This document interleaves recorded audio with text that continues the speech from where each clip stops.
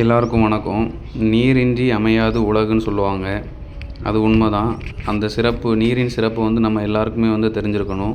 இது ஒரு கல்வெட்டான் குழின்னு சொல்லுவாங்க. ஒரு பாறை நிலம் இது.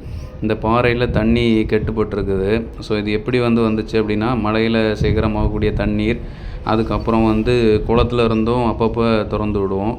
ஸோ அப்படி நிரம்பினது தான் இந்த பாறை. இதில் கோடை காலத்தில் கூட எப்பவும் தண்ணி இருக்கும். ஸோ இதில் இப்படி தண்ணி இருக்கிறதுனால இதில் நிறையா உயிரினங்கள் வாழுது.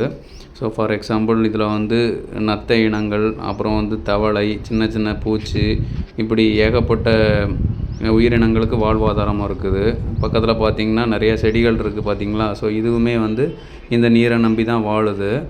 ஸோ இந்த மாதிரி ஒரு நல்ல ஒரு இயற்கை சூழலை இது உருவாக்கியிருக்கு.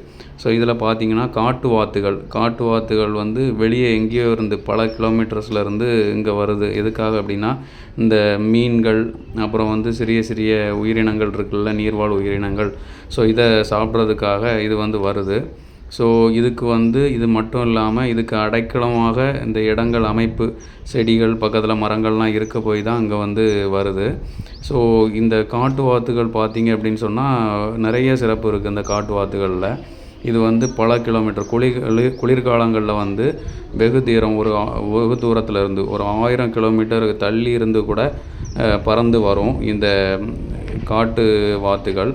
அது மட்டும் இல்லாமல் இந்த காட்டு வாத்துகளுக்கு ரொம்ப ஞாபக சக்தி அதிகம். அதாவது they know the path.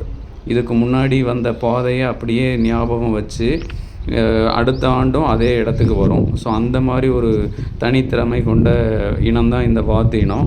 So இது நீரில் நீந்தும்போது ஒரு படகிலின், அதாவது ஒரு ஆறோ இல்லை கடல்லையோ ஒரு மீனவ படகு போல் இது நீந்துது. இதை பார்க்கும்போது பார்த்திங்கன்னா ஒரு படகுல போய் மீன் பிடிக்கிற மாதிரி இது நீந்தி மீன்